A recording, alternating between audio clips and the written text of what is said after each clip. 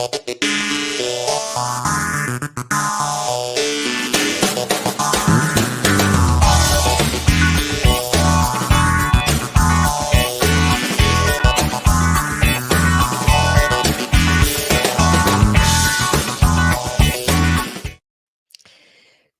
evening, morning, afternoon, everyone on the other side, wherever it is that you are watching or listening to us from. I'm Michelle Klein with Klein Hospitality. This is WTF Walk the Floors, all things hospitality training.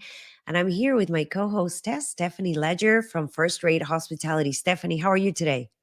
Good. How are you today, Michelle? I'm doing wonderful. I'm excited about today's topic. It's part 2 of closing that gap between assessments of standards and improvement. So, how do we move the needle once we have all that data available to us? So, I know, Stephanie, you have a few tips in store.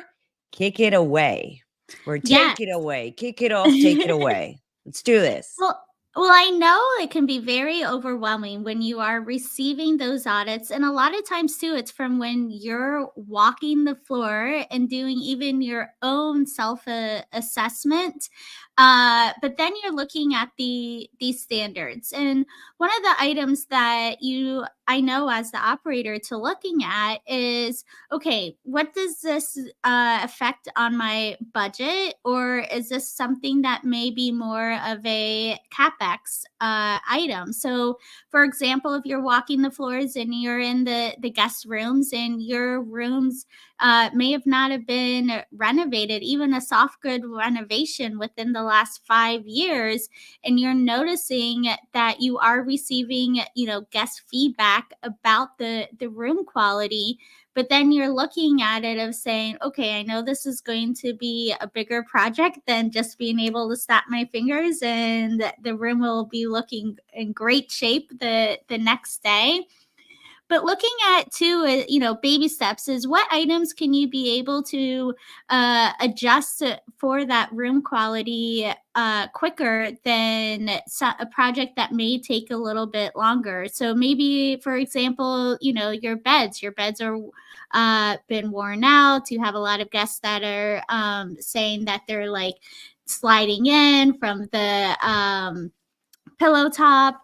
But first, looking at it, saying, okay, if we were to adjust this, how does that affect the budget? And also too, of where do we see on that KPI of how do we think that will improve our guest score? Because a lot of times we look at it saying, oh, we have to spend all of this money, but we're really only seeing that it's really just moving the needle just a little bit compared to other adjustments like service, our employees actually engaging with our employee or with our guests could be something that doesn't hit the budget as much but moves the needle even more.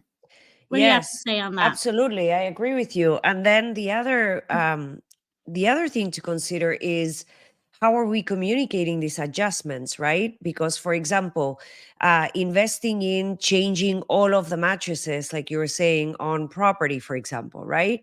And what does that look like?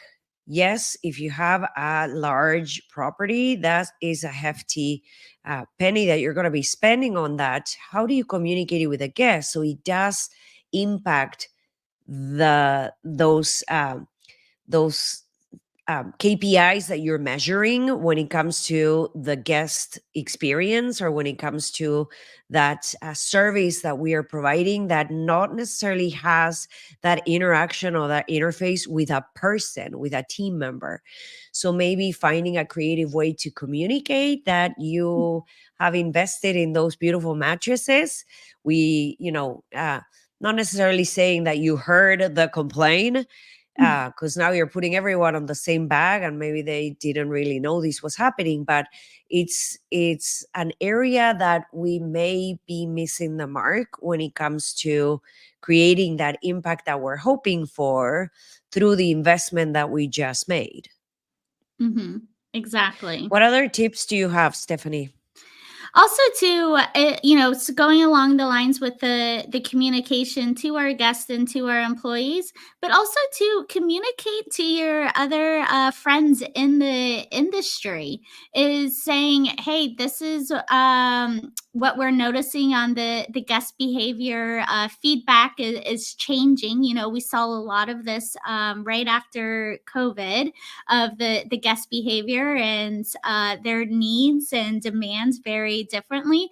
But talk to your industry friends to being able to learn, have they been going through this same scenario, or are they noticing, technology and AI is a big topic that we're hearing right now. But maybe your property, maybe the clientele is a little bit more of an elderly crowd where technology savvy guests aren't there just yet.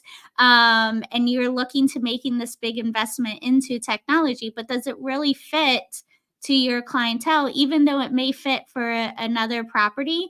Or also too, of seeing what other creative ideas, because going into your budget and capex, is what are they being able to do that maybe more on a cheaper side. And we all love our connections with our vendors, to being like, oh, let me see if I can help you get the same deal that I got. So that's why it also too helps with communicating. We talk so much about our departments working in silos, and us as an industry, we're here coming together to seeing how we can uh move the needle and overcome and improve the service. Yes, I love that. What other tips do you think we should be taking into consideration?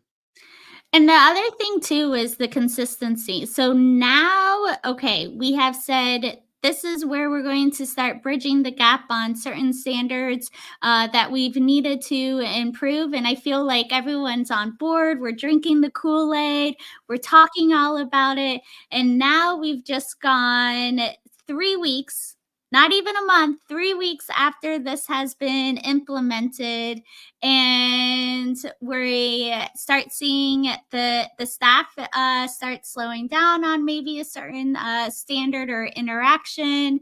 We're seeing also too, oh, maybe we've chose a different fabric for, say, our pillow cushions, and the durability is a little bit more on the IKEA side. And now we're already having to buy new pillow covers or things like that. So making sure that, I always say check yourself before you wreck yourself, but really now seeing how you can being able to having that consistent service and quality of product, instead of just saying, okay, here we've checked it off, let's go on to the next thing. We need to make sure that we're having now that consistency of that, just as um, how much we were all about it when we first implemented it. Yeah. And creating an action plan for that, right? So it's Yes. not just the initial investment, but also how you're going to communicate it. And then what happens next?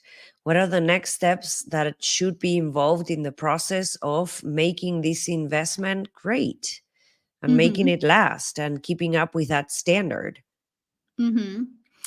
And we've touched about this too, and like a little bit in the part one and going over this, but then also too is really looking, I can't emphasize it more, is looking at what the standards are for your property. So yes, we do have others that are saying, "Hey, we create the standards for the industry," but they're not for every particular department or every particular hotel. But really looking at for you, for the guest experience. Don't just do it just to saying, "Okay, we've made the check mark.